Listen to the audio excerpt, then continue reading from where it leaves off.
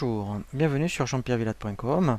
Je vous propose un nouveau tutoriel sur EBP Gestion Commerciale V18 sur le circuit des documents de vente et d'achat. L'objectif de ce tutoriel est de bien vous apprendre à créer des devis, des bons de commande, des bons de livraison, des factures. Nous verrons également comment passer d'un devis à une facture, comment également on peut regrouper plusieurs commandes en un seul BL ou inversement plusieurs BL en une seule facture. Et également nous verrons comment changer, je dirais, l'ordre des colonnes lorsque vous êtes dans la saisie, je dirais, d'un devis, d'une commande ou d'un BL ou d'une facture. Et nous verrons également ensuite tout ce que l'on peut faire à partir du volet de navigation lorsque vous êtes dans les documents de vente. Premièrement, pour créer un devis, une commande ou un BL ou une facture, vous avez plusieurs possibilités pour justement pouvoir créer un document. Soit vous passez par le menu Vente et ici directement vous accédez au document qui vous intéresse, ou vous allez directement dans le volet de navigation à droite et vous pouvez soit faire ce qu'on appelle une nouvelle pièce de vente, et dans ce cas là il vous demande quel type de pièce de vente vous voulez créer, ou vous vous positionnez directement sur le document de vente qui vous intéresse. Pour avoir ce volet de navigation disponible, il faut aller dans le menu affichage et il faut cocher volet de navigation. Alors c'est vrai que moi je me sers beaucoup du volet de navigation parce que l'intérêt c'est que lorsque on va cliquer, je dirais, sur une option, nous allons avoir après des tâches par rapport à l'option où on se trouve. Donc la première chose que nous allons faire, c'est créer un devis. Donc je vais dans devis. Donc je vais ajouter un devis, donc plusieurs possibilités. Alors c'est vrai que moi, vous voyez, je vais cliquer ici pour nouvelle. Donc vous avez des petits boutons par rapport au menu. Et bien en fait, vous pouvez directement ici le retrouver ici. Donc moi je vais continuer avec le volet navigation. Donc je vais créer un nouveau devis. Donc je fais nouveau. Première chose qu'il faut indiquer, donc là c'est d'aller chercher le client. Alors on peut le chercher soit par code ou par raison sociale. Donc moi ici je vais directement aller chercher mon client. Alors ici vous avez ce qu'on appelle une barre de recherche. Donc là j'en ai qu'un, mais quand vous avez beaucoup de clients, vous tapez les premières lettres, admettons, du client, et là il vous se positionnerait sur les premiers clients qui commencent par DUP. Donc là je double-clique. Voilà, donc par rapport à la présentation d'un document de vente, ce qui est intéressant, c'est ce qu'on va voir au niveau du devis. C'est pareil pour une commande, un BL ou une facture. Vous avez ici, vous voyez ce qu'on appelle des onglets. Donc c'est un peu particulier sur EBP. Effectivement, quand on veut visualiser un document, il faudra cliquer à chaque fois soit sur l'entête, le corps ou le pied. Ensuite, effectivement, très important, donc quand vous avez créé un devis ou une commande, il faudra toujours bien indiquer le type par rapport au client, s'il est national ou CE. Ça a des incidences après par rapport à la TVA. Donc ça, normalement, c'est bien renseigné. Vous voyez, voilà, c'est bien renseigné, je dirais, dans la création des fiches clients. Donc là, il y a vraiment un tutoriel qui est indiqué par rapport à la création des clients. Donc, quand je suis allé chercher mon client, ensuite, effectivement, je vais passer au corps du document pour aller chercher mes articles. Alors là, toujours pareil, on clique sur le petit bouton et on va chercher les articles en question. Alors là, très intéressant, il faut un petit peu s'aider du clavier. Je vous conseille de faire soit tabulation ou la touche entrée. Pour vraiment, après, pour valider la ligne, il faudra vraiment aller jusqu'à la fin. Donc là, vous pourrez vous indiquer les quantités. Alors après, quand il y a des colonnes, vous voyez, il y a beaucoup de colonnes qui sont peut-être inutiles pour vous. Quand vous voulez les enlever, vous faites bouton droit, propriété. Et là, effectivement, donc, vous voyez, moi je vais, admettons, enlever la description longue. Donc, je clique sur la croix rouge. Là, mettons, nombre, ça ne m'intéresse pas. Coefficient multiplicateur, ça ne m'intéresse pas. Par exemple, la remise, je ne veux pas non plus. Voilà. Alors, après, inversement, s'il y avait des colonnes qui vous intéressent, eh bien, vous voyez à gauche, il suffit de cliquer sur les colonnes qui vous intéressent. On fait ajouter et il les bascule à droite. Ensuite, ici, avec les flèches, on peut changer l'ordre des colonnes. Donc là, je fais OK. Voilà, donc vous voyez, c'est quand même beaucoup plus agréable après de n'avoir que les colonnes qui vous intéressent pour faire la saisie. Voilà, donc après, alors vous voyez, après effectivement, on peut choisir la TVA ici. Donc normalement, vous n'aurez pas à le faire puisque c'est bien renseigné sur la fiche article. et ensuite vous allez chercher vos différents articles. Ensuite, ici à droite, ce qui est intéressant, donc quand vous voulez supprimer une ligne, vous cliquez ici sur la croix rouge. Les flèches ici, c'est pour changer l'ordre, donc je dirais des articles. Alors je vais prendre un autre article, je vais prendre mettons un fauteuil. Voilà, donc si, alors je vais aller jusqu'au bout, si vous vouliez que le fauteuil passe avant le bureau, ben, tout simplement avec la flèche bleue, vous voyez, on change l'ordre des articles.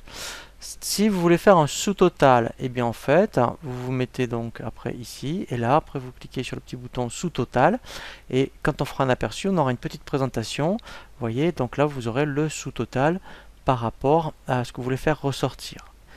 Ensuite, si vous voulez mettre un commentaire, donc après vous cliquez ici, vous voyez, sur le petit A, et là en fait, vous mettez vraiment, je dirais, le commentaire que vous souhaitez, mettons, votre appel téléphonique par exemple, je mets voilà, téléphonique voilà, donc là si vous avez besoin de rajouter du commentaire, il n'y a pas de souci. Ensuite ici, ça c'est intéressant, quand vous voulez mettons consulter la fiche article, vous remettez sur l'article et là vous cliquez sur le bouton et ça vous permettra, vous voyez, sans sortir du document, de consulter la fiche article. Ensuite, voilà, donc ce bouton est un peu particulier, on le verra justement par rapport, lorsqu'on verra le tutoriel sur les nomenclatures, c'est pour le détail des produits composés et composants.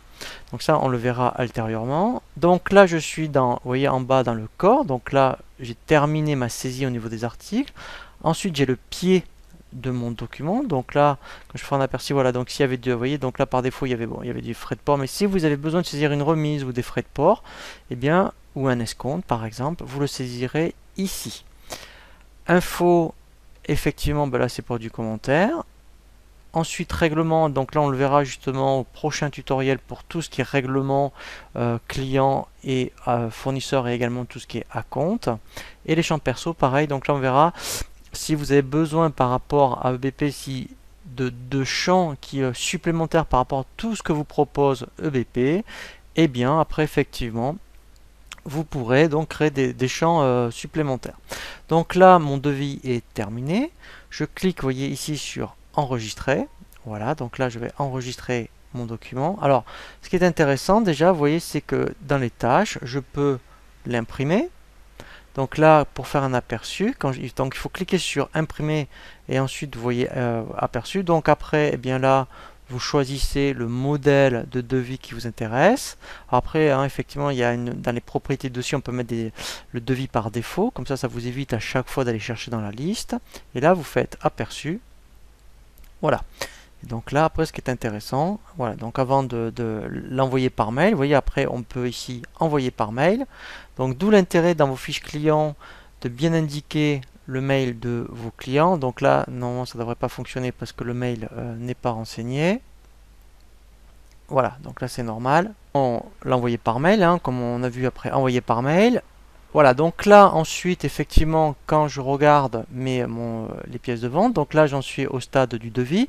Donc après, effectivement, ce qui est intéressant, c'est que lorsque vous êtes dans les documents de vente, vous allez avoir également ici ce qu'on appelle les recherches multicritères, où quand vous avez après effectivement beaucoup de documents de vente, aussi bien des devis commandes clients BL, vous pouvez faire des recherches, vous voyez, donc soit par date, soit par code client, ou le nom du client. Ensuite, si un client vous appelle, vous pouvez faire une recherche uniquement par le numéro de la pièce.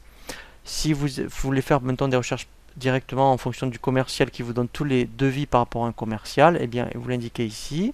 Et là après on verra effectivement, donc là il y a un tutoriel par rapport à cet effet, par rapport à des filtres. Mais déjà avec toutes ces recherches multicritères, vous pouvez retrouver des documents de vente très rapidement. Ensuite effectivement lorsque votre devis est accepté, donc vous voulez le transférer en bon de commande pour l'envoyer à votre client, tout simplement, alors deux possibilités, soit après on peut aller directement dans les tâches, ici cliquer transférer, ou en fait en faisant bouton droit, pareil, et là vous faites transférer. Donc là, lui, ce qui est normal, il suit le circuit logique, je dirais, du processus des documents de vente. On a fait un devis qu'on veut transférer en bon de commande. Alors là, très intéressant, donc il va nous proposer une nouvelle date. Il va après donc éventuellement recopier, voilà, parce que on peut aussi recopier dans, je dirais, la commande. S'il y avait des articles nuls, et bien en fait il peut les remettre et aussi recopier les lignes de texte. Donc là je fais OK, voilà. Et là, en fait, si je le coche, que je fais modifier, eh bien je rentre dans mon bon de commande. Alors, vous allez voir, hein, c'est une copie conforme du devis, donc c'est vrai que quand vous allez faire un devis, hein, ensuite, hein, vous voyez, au niveau du bon de commande, c'est exactement la même chose. Donc là, je ferme. Et ensuite, effectivement, lorsque le client donc, vous retourne le bon de commande, donc vous allez livrer la marchandise, et bien vous allez faire donc un BL. Donc pareil, vous refaites bouton droit par exemple, ou à droite ici vous prenez l'option transférer. Et là, on prend bon de livraison. Voilà. Donc là, je ne vais pas le cocher. Donc c'est la même chose. Donc vous voyez maintenant ici dans l'onglet, je suis au stade du BL. Et ensuite, dernière chose, après, pour faire la facture, vous transférez le BL tout simplement en facture. Donc là, c'est vraiment le cas le plus basique que vous pouvez avoir. Voilà, donc là, vous voyez, il y avait deux factures pour Dupont, donc vous, c'est celle-ci. Et là, pareil, après, quand on fait imprimer, on veut faire un aperçu, et bien là, voilà, on va avoir l'aperçu de la facture avant de l'envoyer par mail. Voilà, donc là, c'est le, on va dire, le circuit le plus classique. Après, on va prendre un autre cas de figure, éventuellement quand, si vous faites, vous faites une facturation en fin de mois, par exemple, et vous facturez, je dirais, une seule facture au même client, mais où vous avez plusieurs commandes. Là, mettons, si je crée plusieurs commandes pour le même client, donc là, on va prendre le cas de figure, voilà. Voilà, donc, je vais prendre, mettons, sur cette commande une armoire par exemple, voilà. Donc je vais laisser une, j'enregistre, voilà. Je vais faire pareil, je vais en créer une autre, voilà, je vais faire une nouvelle commande toujours pour le même client. Donc là il va par rapport à un siège par exemple, voilà, mon bureau, j'enregistre, voilà. Et je vais en faire une troisième, comme ça vous allez voir comment regrouper plusieurs documents en un seul BL ou une seule facture. Voilà. Là, je vais prendre le dernier article, le fauteuil. Voilà.